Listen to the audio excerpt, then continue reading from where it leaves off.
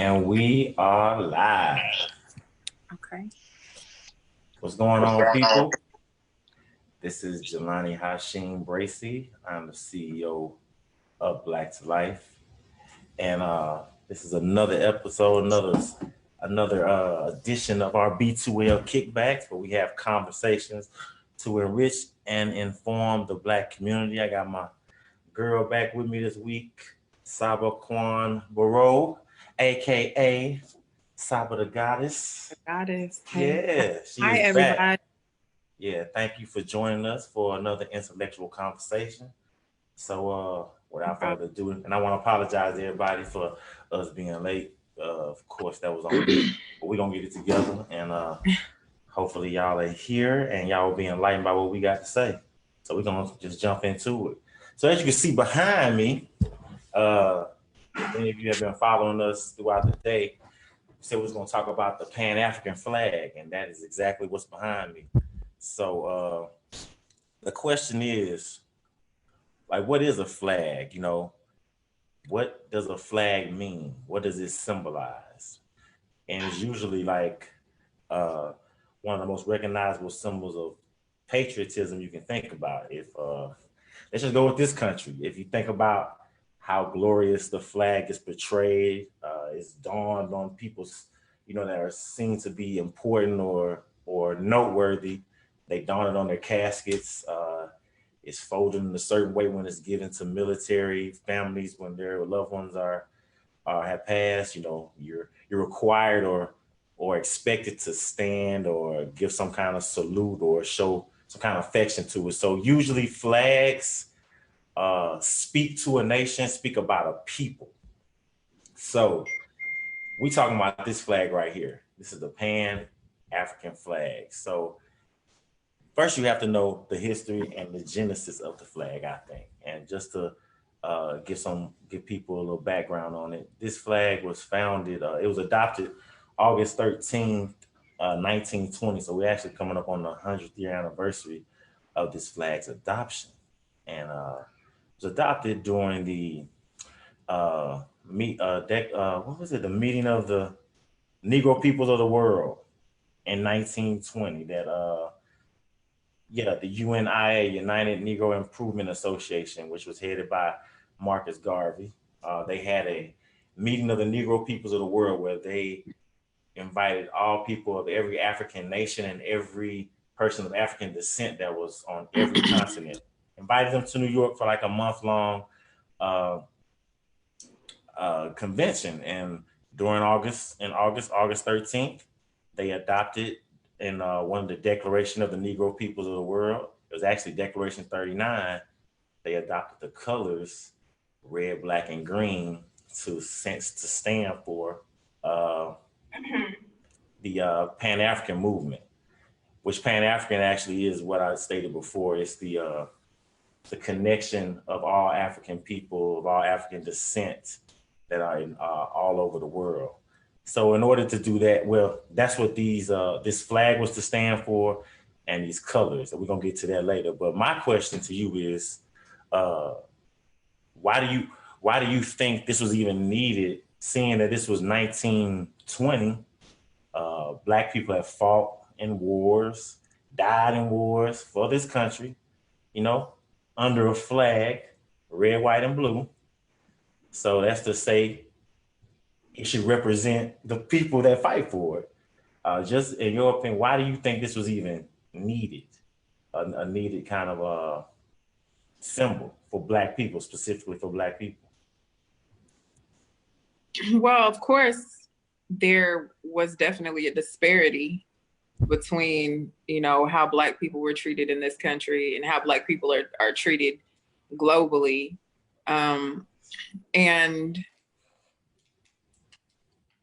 here specifically, you're fighting under a flag that you really shouldn't have any pride in. You're kind of in this forced situation where you have to go and fight for these people who don't really give a damn about you, once you return. So I think it was important as people who've been dispersed and here as a result of slavery to kind of they're struggling with identity. And so this flag is representative, it's an emblem of their identity. And that's, it's necessary when you look at the way nations and power structures are set up. They have these things in place. So as a sense of pride and empowerment, Black people don't really own that with the American flag. This was an opportunity to have something that was representative of them. So I think that's why it was necessary. I was a little bit, and you can tell me what you think about this, Jelani. You heard about the narrative surrounding the inception of the flag being basically a product of that song. Is it every race has a flag? Every nation has a flag. Every nation has a no, flag. No, you're right. Yep. But the coon. Yeah. Yes. And I was a little bit bothered, and I'm probably just looking at that from my perspective now, being a little bit bothered by that being the catalyst for the flag, but in the 1920s, and being, I guess, in the social space that Black people were in at the time, and kind of looking at, again, power structures and how I guess, assessing the way that these structures work. It's like, we don't have these things for ourselves. Yeah. But I was so bothered by that. the fact that it took that kind of disrespect exactly for us to come together. I hear that.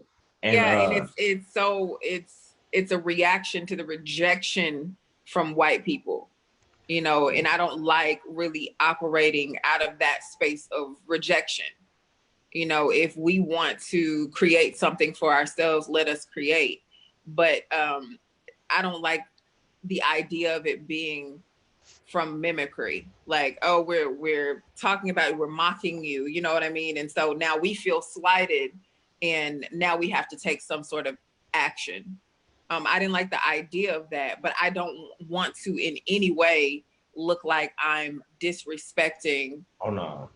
Yeah, Marcus Garvey's legacy. Oh yeah, no doubt. But I actually I can get with that point, because it's like it took, what else did you have to see? Like, what evidence was there that we didn't need this before 1920? Like, there was never, to your point, there was never any evidence that the red, white, and blue ever stood for us. There was never any evidence that we should have even thought about any kind of respect or admiration for those colors. So I actually get that point. So and in reading and studying, I come to agreement that I think it came out of a sense of desperation, like a sense of, because if you read Garvey and some of his teaching and just like some of his writings, he was very troubled about some of the Negro leaders that was here, like some like W.B. Du Bois. Some of them had a problem with how he was, because his philosophies, yeah. Yes, and going back to our conversation last week, that was to me a form of cultural conditioning, because Black people back then in the 1920s, Harlem was roaring, it was going to the Harlem Renaissance. Black people was kind of doing, I compare, so if you got nothing to compare it to, if you got nothing, and then I can get a house, I can work, you like, man. So then you see a brother coming in telling you that ain't good enough. You need your own nation. You need your own flag. You need to feel your own pride. Some Black people that have, I guess, quote unquote, made it or are comfortable, they could look at that and see you causing trouble. And they did. They did. I think, W.E.B. Du Bois or Dubois, however you pronounce the last name. Yes. I know that he had a problem with him. He felt like he was an enemy of, Black people in America. Agitator. Yeah. And it just reminds me all the time of this constant that I've seen. There's always two types of Black people. And I talked about this on my podcast. Slight plug. I talked about this on my podcast. Drop that thing. What's the name of it? What's the name of it? It's Tea and Sage. Tea and A&D Sage podcast. But we spoke about this. I spoke about this in particular because I was looking at some dialogue from like 50 years ago. And whenever it comes to the Black people who are trying to revolutionize systems, there's always two different types. There's two different brands of Black people.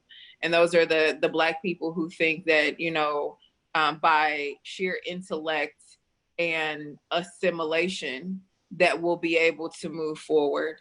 And then there's your Marcus Garveys that's like, you need to be your own entity. You know what I'm saying? You need to, and that's the more, for whatever reason, of course, because we have a dependency on these people, and we won't release that dependency. This is radical or militant, and it's always been that. And that was just the way it was then. That was the reason why they were at conflict. Yeah, you like you said, you've always had those Black people that don't want to upset the natural order, and but like I said, that comes from again, I feel like a position of cultural conditioning where you think, either this is the best it's gonna get, or we need to slow walk this thing because, we just got this, so let's not push these folks. Or it could be out of fear, straight fear, because you've seen the savagery and the evilness of the people that are oppressing you. And you like, man, like, dog, they just gave it. Like, I mean, they was just cutting our heads off and skinning us alive, man. Like, I mean, dang, at least now, they let us walk on the sidewalk, or it's always a or like, let us be here, let us be there. But that mind frame, like I said, it came from a cultural conditioned place of, like, I didn't have anything. I was being done like this. So now you should be happy. And I think that goes both ways, because if you can see how some white people, especially ones that are in power, they talk. Like they talk like these things were, and they'll say these words, a necessary evil. They'll say these things were needed for this country to be great. So they're actually telling us that our degradation, our demise, our torture, the trauma that we were put through, the straight savagery that was done to our people was necessary. Like, that was necessary for this country to be great. So in my opinion, when you're honoring this country, that's what you're honoring. You're honoring, like, the fact that it took the blood, literally blood and life of your people to make it great. And not because, they were fighting the good fight. It was because they were being destroyed. Like, they were being just eradicated and wiped off the face of the earth. Like, that was the plan. Either you work for us or you die. Right. Like, that was it. So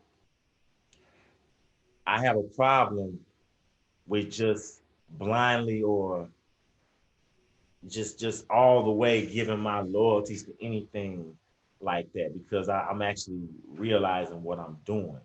You know what I'm saying? So yeah, so we can let's get into this flag, because to our points, out of desperation, this was made out of the meeting of the Negro peoples of the world. This flag was adopted August 13th, 1920.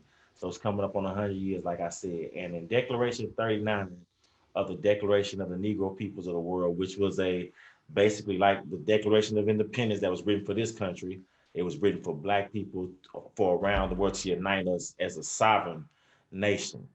So what happened was Declaration 39 picked the red, the black, and the green to represent us. And these different colors actually mean something. So we can start by breaking them down each one. So we'll start. And it's always, let me tell y'all something. I know people seen different variations. People have seen the American flag put into red, black, and green, all kind of, different styles of it. Honestly, this was the original design, and it was meant like to stay this way. And the reason it was because, and I'm gonna get into that when we talk, but it was because it was to bring everyone. So it was one design to bring together everybody.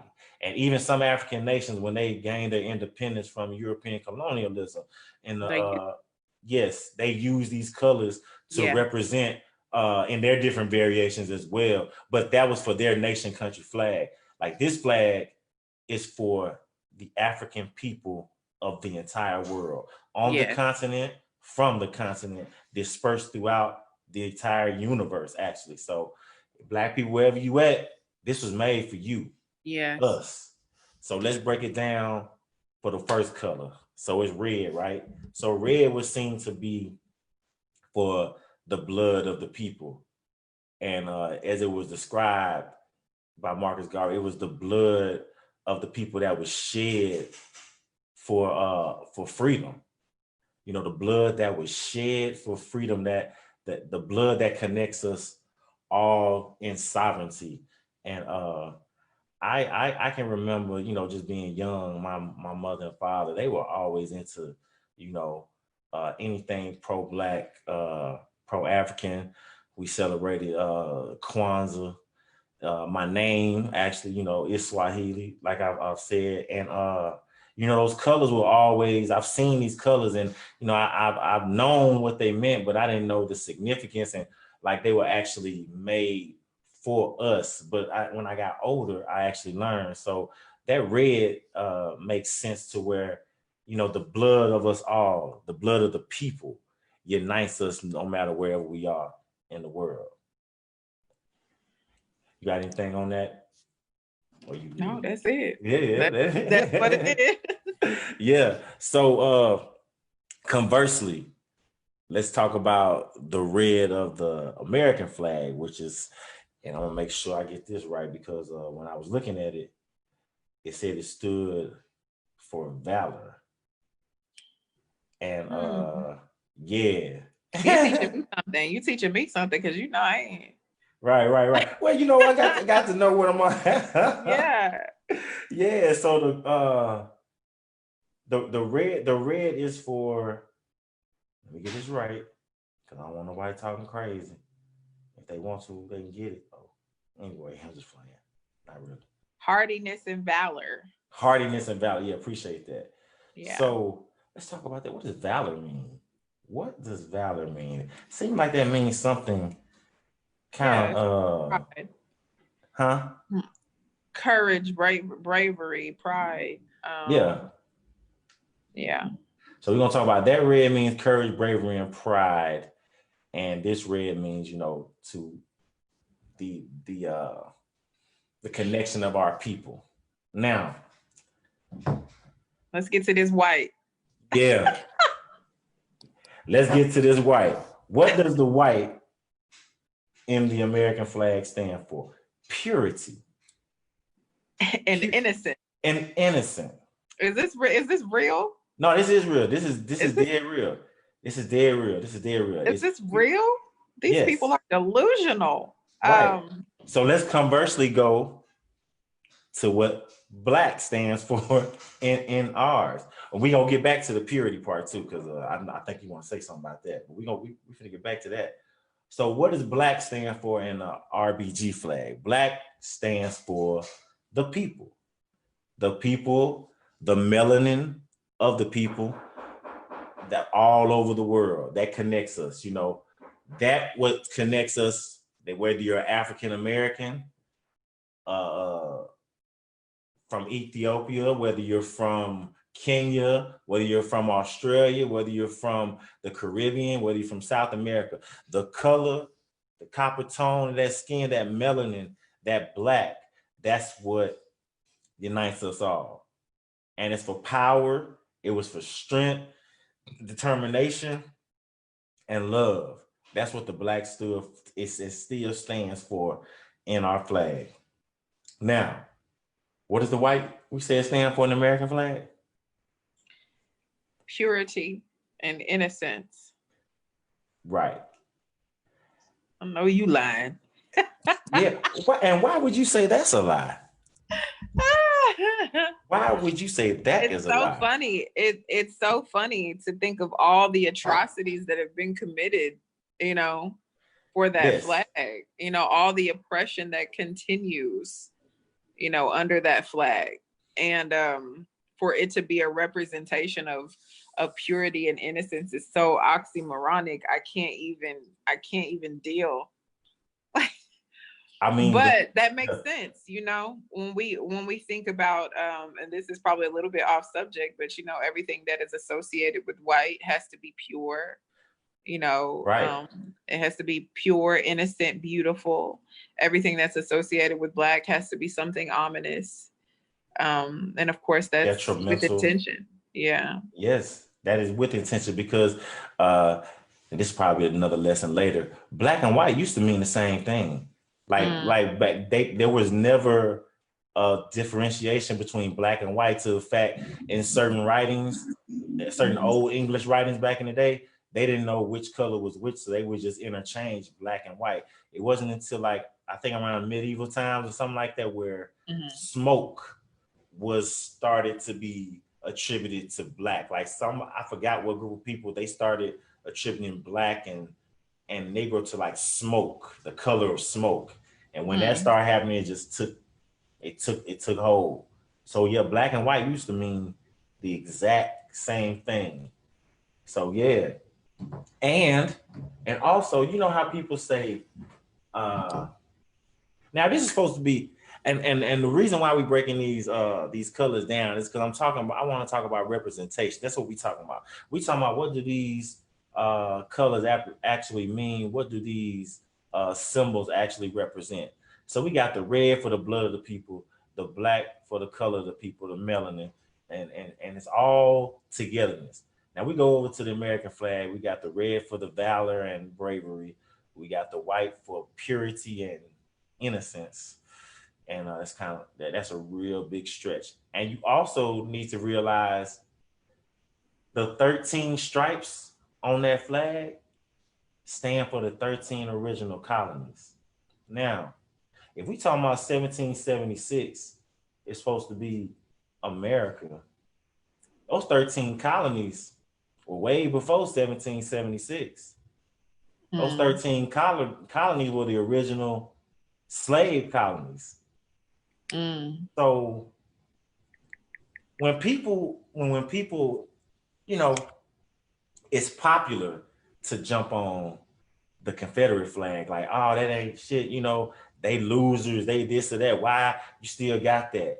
And it's like, well, you know, you're living in the past. Well, why does the American flag to this day have 13 original colonies? And they tell you that's what it means. It means the 13 original British colonies. You talking about the ones that y'all fought a whole war over to try to be free, and y'all still holding on to that? Like, and to me, those stripes represent slavery, because in those 13 colonies. And so you should be just as angry, you know. We should have the same energy about the American flag. I mean, yes, there's no difference. And all the atrocities that we attribute to, you know, the South, or just the America period, this land, all that happened, you know, under the American flag. Well, not all of it, because it was happening before this was a country, you know, incorporated. After it was incorporated into a country, everything that happened was happened under that flag, under the guise, under the leadership of that flag. And still happening. And still happening. And still continuing.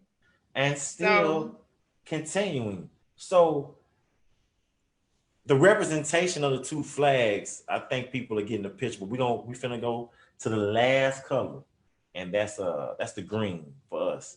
So what's the green stands for the land. The green stands for the land of Africa that belongs to the African people that needs to be reclaimed by the African people of the world. And it also stands for all the minerals, the resources, like, everything comes from Africa. You know how they say, it's an old saying that goes, the greatest trick the devil ever played was to make the world think that he didn't exist. And I think the greatest trick the Europeans played on us was to make us think Africa wasn't nothing, while they went over there and stole and raped it of all its resource, and still to this day is doing the same thing. But they made us think that, because they show us, the white people over there with the babies and the flies and send over this impoverished just a cup of coffee. Just a cup of coffee. Could you take care of these people? But in the background, they over there drilling for oil. Right. Our brothers and sisters in the mines hunting for diamonds and gold. You know what I'm saying? Silver, precious metals. Like everything is over there in Africa. Everything. And since the scramble of 1868, I can't remember. But the African scramble, when the Europeans decided, every European nation decided, hey, we're going to go down to these different African countries and just going to break it up. And like, we're going to take their resources. We're going to take the people. We're going to take everything from them. So ever since then, it's been just a land grab and a money grab for Africa. So the green stands for that. And the green actually stands for, and it's actually a call for the African people of the world to get back to your motherland and to embrace her. And let us get the fruits of that land. You know, that mass exodus. Yes, that mass. And I know everybody, won't be able to go, or probably not feeling, the vibe, because we've been in America for so long, and they got you thinking like, what other country, and the way they frame it is crazy. All you gotta do is just watch and listen to the news, anybody talk. The way they frame it is like, what other country in the world can minorities have this kind of freedom? Like we owe a debt of gratitude because we're able to speak our mind, or we're able to live the life in peace. And it's like, first of all, I've never liked the term minority, just because I don't feel like we minor anything. I just don't. And like globally, that's that is spoken erroneously. We are not the minority at all. So. At all, because last week me and Demetrius were talking about anywhere you go to any country, any continent, any place of land on the face of this earth. If you're talking about what the original people were, the indigenous people, exactly. What they look like? They look like us. Exactly. They look like Africans. They look like Africans. So we are the original people of this world. So that's what that green is about. It's about us, the red, black, and green. So these colors, and I just wanted people to know that these colors are very powerful, and they all are brought together for the sovereignty of Black people around the world. Like I said, this connects us no matter where we are. And this goes to our part when we were talking a couple of weeks ago about the identity, like, knowing who you are and knowing, what you're doing and why you're doing it. So to me, this flag, it stands exactly for who you are. It stands, to me, more for us than that red, white, and blue does. Absolutely. I mean, if and, unequivocally. Yes, and there's nothing to think. And since this is the 100th year, 1920, this for me 2020, I feel like, in 1999, there was a push, and there's been pushes ever since then, and probably even before then, to make this like a national holiday or a national remembrance of Black people. And I actually think we should, as Black people, I actually think we should, in your own way. August? Yes, it's all okay. So National Flag Day, National our on his RBG birthday, on Marcus Garvey's birthday. Yep, it's Marcus Garvey's birthday was August 17th. Mm-hmm. And I just think like we need to, you know, as much as we can. I know COVID got a lot going on, but as much as we can, man, like promote this. You know, this was for you, and this is 100 years coming. You know what I'm saying? And this was actually made for us. And and the information, I just wanted to get it out to the people because I want you to know that, you know, there are some people out there that look at the American flag. I'm one of them. There are some people that look at the American flag and just wonder, like, why am I supposed to, you know, feel any kind of way about it? I mean, my man right here, like the chairman, that's true. The FBI, the head law enforcement agency of America, killed Fred Hampton. That's facts. That's facts. That's what I'm saying. So why am I? We shouldn't feel obligated to have any allegiance to the American flag. Period. We have been taught, you know, from adolescence to show a certain amount of deference to that flag, having to stand, having to hold our hands over our hearts, and having to recite, you know, the pledges, you know, of allegiance and all of that.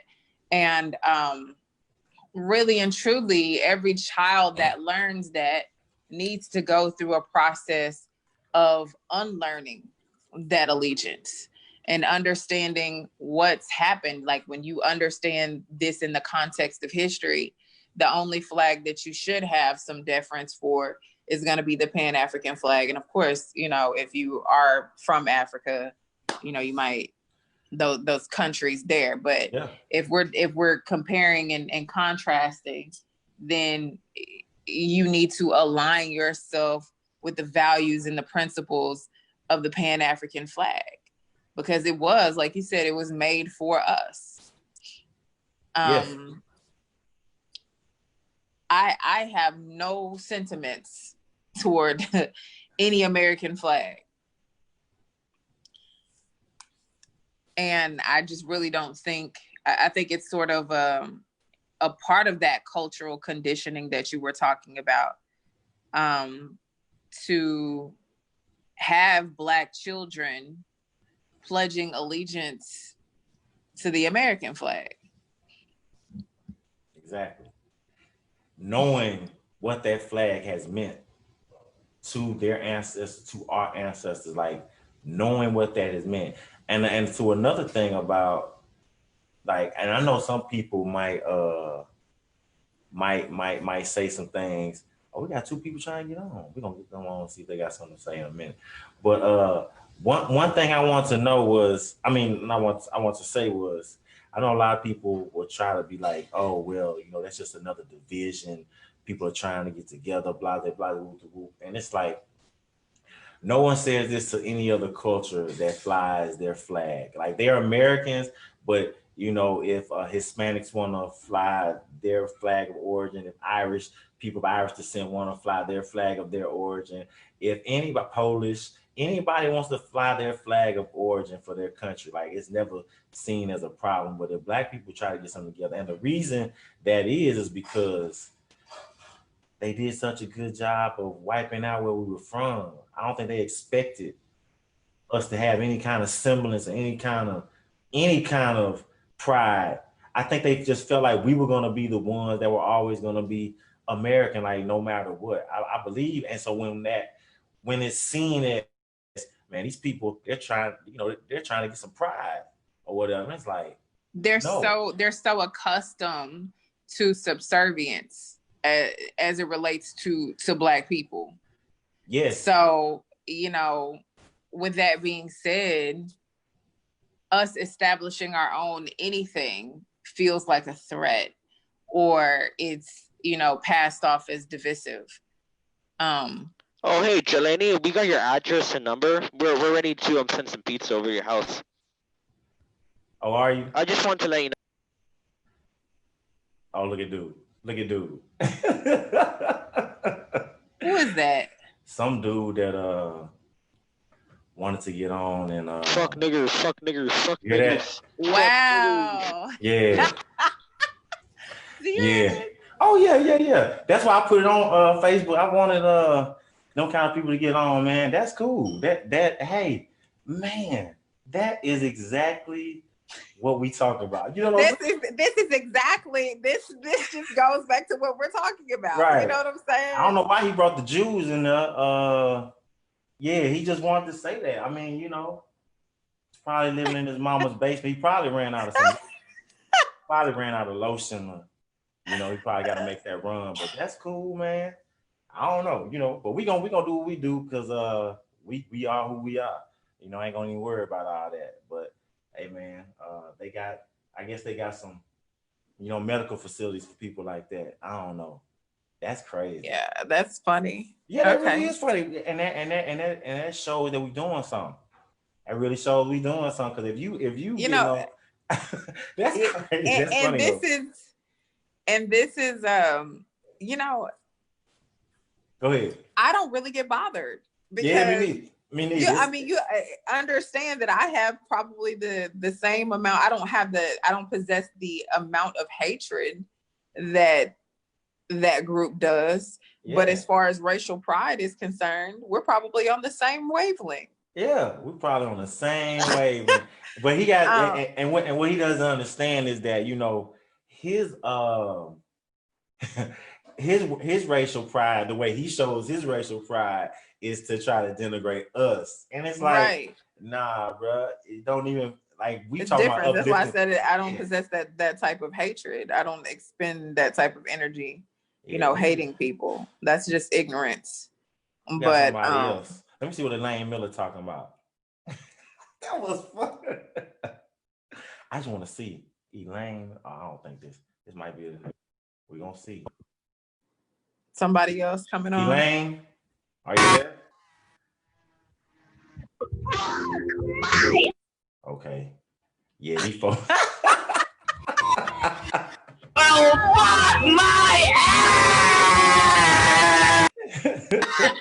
This is wild. I know. You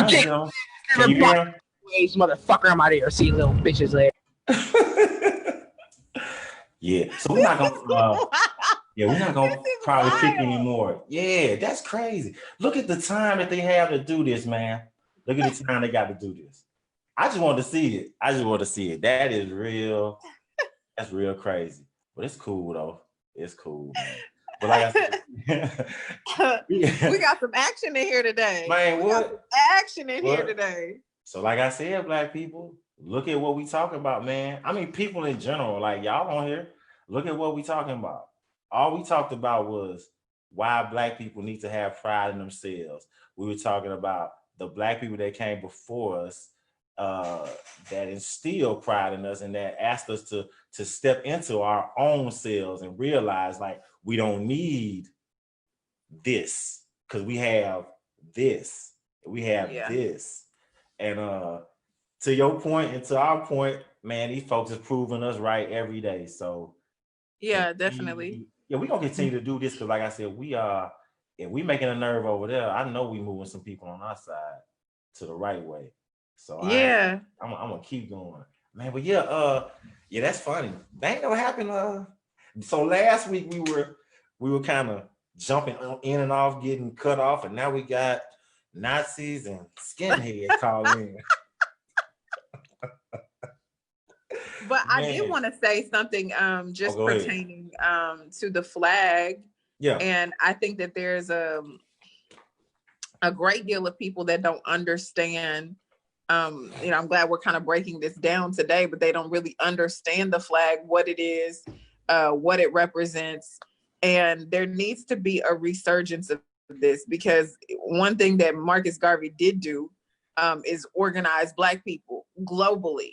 And I think he did it in a way that we haven't really seen, and especially in our lifetimes. Right.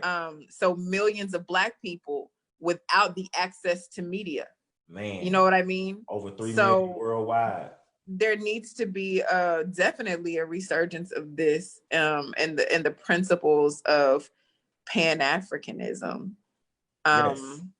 And this movement to really understand that racism is a global dilemma. And the way that we combat that is together globally. There's specific to me, I can't really say that, you know, in my culture right now, we're dealing with a lot of conflict.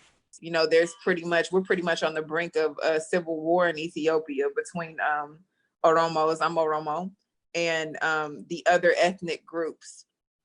And although this is conflict between people who look like us, they've definitely just adopted the ways of the colonizer.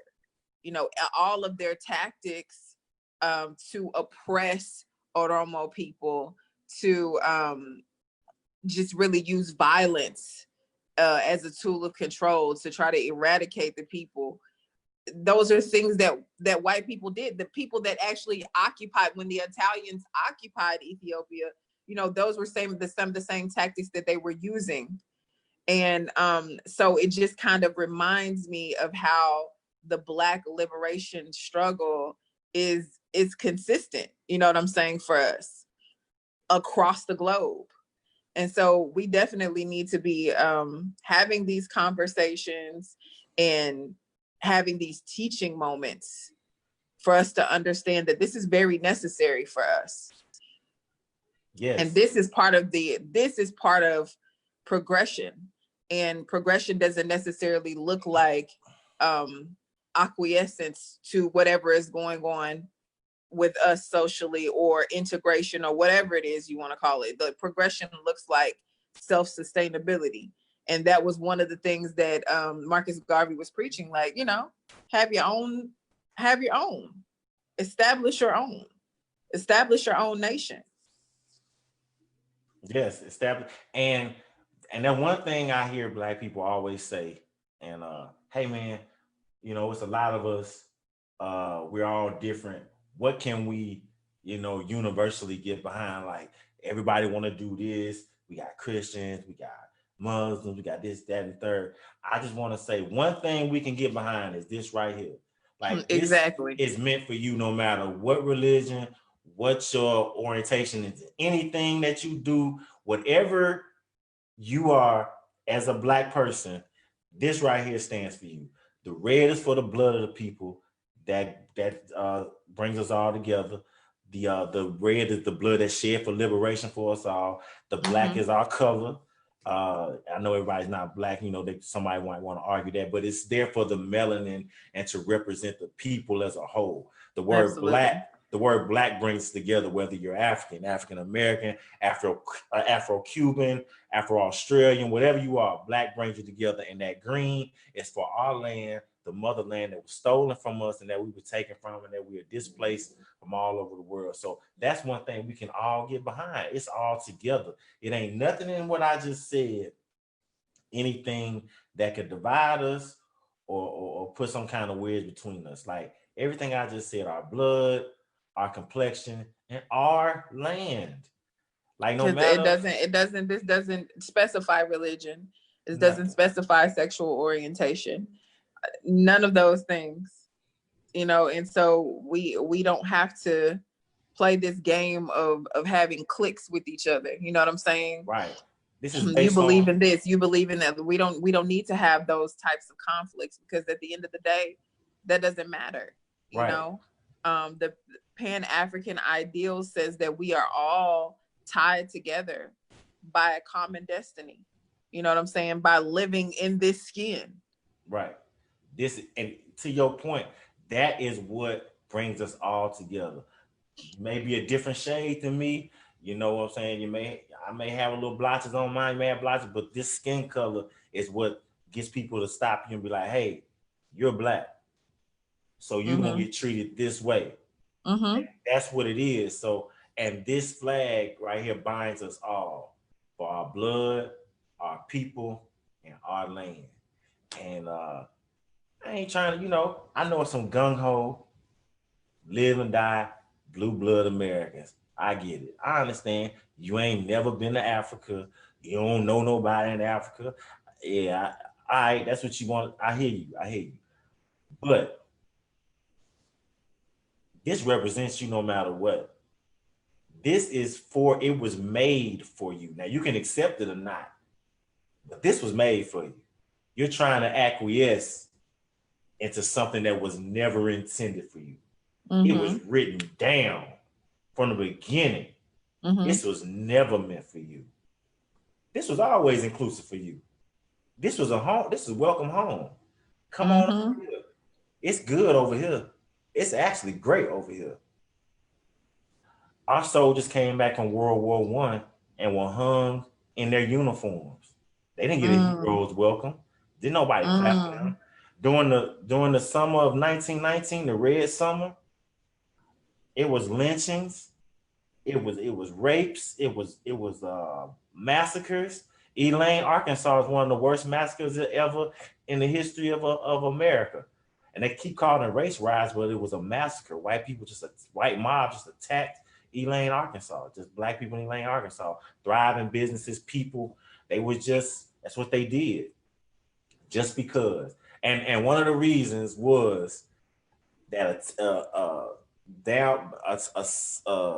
a Texas congressman said, paraphrasing, he said, bringing a black man back home from France, he ain't gonna be able to capitulate to what's over here now. Like he been over there in the war, free people cheering him on. He come back over here, he gonna expect the same thing. So the Red Summer was a reminder.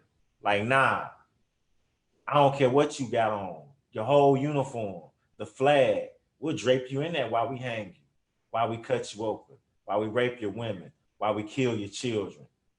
They kill children. Like, I mean, everything is gruesome. Like, I'm not trying to minimize, but they kill children, man. Like that and under the American flag. And it was all seen as legal. Everything was cool. It was put in paper. Race riots erupt. So and so many Negroes killed, so and so many white, and that's it. Like that, and that was it. So all that was done under the red, white, and blue, under the 13 bars of the 13 original colonies, and you got your 50 states or whatever. But a black man or a black woman never been able to find any peace in the 50 states either. So what about this flag says anything for us as a people? And that's all I just want people to think about. Like, I ain't trying to tell you to go out and burn one. I'm just trying to tell you, don't look into it. Like, actually know what you're saluting. Actually know what you're pledging allegiance to. Like, think about what those colors, what those symbols mean, and then think about what this means. And which one can you jive with? Yeah. Some of y'all gonna be able to jive with the red, white, and blue, and that's fine, But some of y'all gonna come over here, and that's what we need you, because this unites us all, no matter what. So yeah, that's our hour, Saba. We were entertained by some Hitlerites and some little Nazi sympathizers, I guess, man. I don't know. That man had a swastika up here. Then he started doing that. Man had a swastika background. He said, "Fuck the Jews." He's devoted. He's like, devoted. Okay. Yeah, he's for real. He's dedicated. Man, I guess he got tired of that mama basement, man. Corona got these folks going crazy. Man, I hope you get what's his name? I forgot his name. Anyway, I hope you find that lotion. That probably that's why, man. Anyway, nah, okay. I appreciate you once again, Queen.